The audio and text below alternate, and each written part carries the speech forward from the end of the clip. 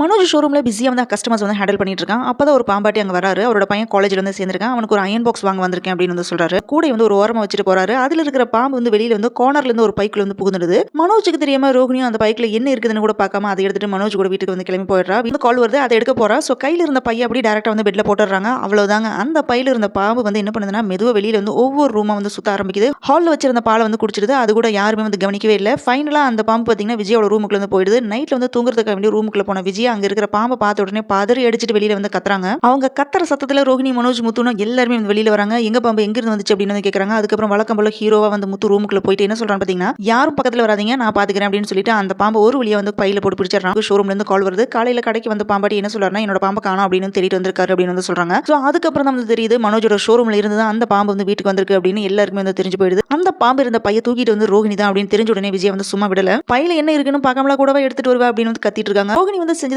சின்ன தப்பு தான். ஆனா விஜய்க்கு வந்து மரண பயத்தை வந்து கொடுத்துருச்சு.